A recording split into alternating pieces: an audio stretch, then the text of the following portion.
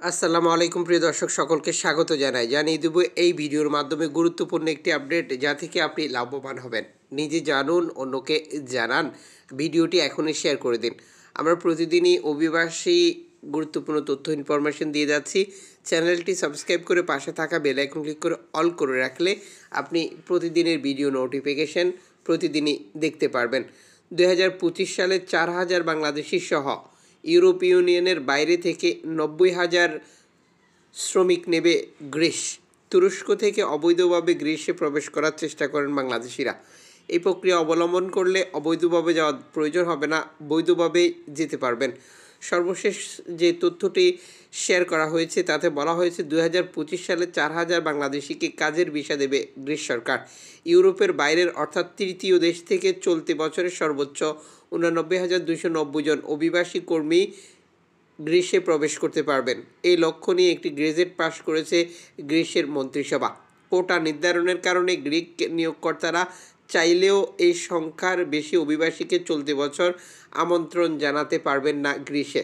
2024 সালের ডিসেম্বরের শেষে অনুষ্ঠিত মন্ত্রিসভার বৈঠকে এই অনুমোদনটি দেওয়া হয়েছে। যদিও সংশ্লিষ্ট মন্ত্রণালয়গুলো বিদেশি কর্মীদের আনার প্রক্রিয়া দ্রুত ও সহজ করার লক্ষ্য নিয়ে বর্তমান প্রাতিষ্ঠানিক কাঠামোতে উল্লেখযোগ্য পরিবর্তন আনার কথা বলে আসছে দীর্ঘদিন থেকে। কারণ নিয়োগকর্তাদের কাছ থেকে তাদের চাহিদা পূরণের জন্য উল্লেখযোগ্য যে চাপ রয়েছে, প্রধানত কৃষি, পর্যটন এবং নির্মাণ ক্ষেত্রের মতো গ্রীষ্মে চলছে গুরুতর শ্রমিক সংকট।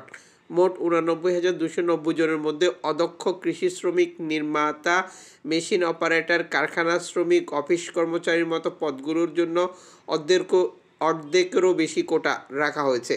অন্যদিকে 45,670, যেটি মৌসুমি কাজ বা সিজনাল ভিসার জন্য নির্ধারণ করা হয়েছে। এর আগে প্রাথমিকভাবে 2023-2024 সময়কালের জন্য 1,47,925 জন অভিবাসী আনার কোটা নির্ধারণ করেছিল সরকার। মূলত কৃষি, নির্মাণ, পর্যটন, খাদ্য খাতে নিয়োগকর্তাদের চাহিদা পূরণের জন্য তৃতীয় দেশ থেকে অতিরিক্ত কর্মী আনার অনুমোদন দেওয়া হয়েছিল। 2025 সালের জন্য প্রকাশিত গেজেটে বলা হয়েছে, সিজনাল ভিসায় 45,670 জন, উচ্চ দক্ষ কর্মসংস্থানের জন্য 2,000, নির্ভরশীল কর্মসংস্থান বা স্পন্সর ভিসার জন্য 41,670 জন কর্মী আনতে পারবে নিয়োগকর্তারা। নির্ভরশীল কর্মসংস্থানের আওতায় অদক্ষ কৃষি, পশুপালন, বন এবং মৎস্য শ্রমিকদের শূন্যস্থান পূরণের জন্য ডাকা যাবে। অফিস কর্মী হিসেবে চাকরির যে কোটা রয়েছে সেটা 5,000। এক শ্রেণীর কর্মীরা এমন দেশীয় কোম্পানিগুলিতে নিযুক্ত হবেন যারা চুক্তিবদ্ধ এবং বিদেশি কোম্পানির শাখা হিসেবে কাজ করবেন। এ সকল কোম্পানি মূলত পণ্যের প্রচার এবং কারিগরি সহায়তার প্রদান করবে বলে বলা হয়েছে। গেজেটে বলা হয়েছে, মোট যে পরিসংখ্যান প্রায় 9,000 কর্মী গ্রিসের সাথে হওয়া দ্বিপাক্ষিক চুক্তির আওতায় বাংলাদেশ ও মিশর থেকে আসবে। কৃষি, বন, মৎস্য এবং পর্যটন খাতে 4,000 কর্মীর শূন্যপদ বাংলাদেশ থেকে আগত কর্মীদের মাধ্যমে পূরণ করার পরিকল্পনা করছে সরকার। 2022 সালের সেপ্টেম্বর মাসে বাংলাদেশের সাথে সই হওয়া চুক্তিটি কার্যকর হয়েছে। এছাড়া কৃষি খাতে মৌসুমি কর্মসংস্থান সম্পর্কিত অবশিষ্ট 5,000 শূন্যপদ মিশর থেকে আসা কর্মীদের দিয়ে পূরণ করা হবে।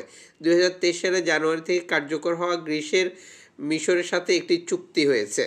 অ্যাথেন্স ঢাকা সমঝোতা স্মারক চুক্তির আওতায় নতুন করে কর্মী আনা ছাড়াও গত বছর গ্রিসে বৈধতা পেয়েছেন 3,405 জন বাংলাদেশি নাগরিক।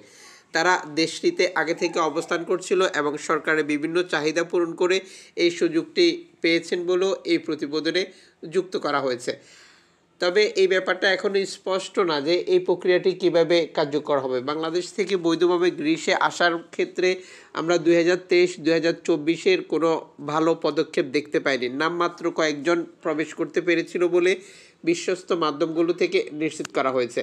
আশাবাদী এই ব্যাপারগুলো আরও স্পষ্ট হবে।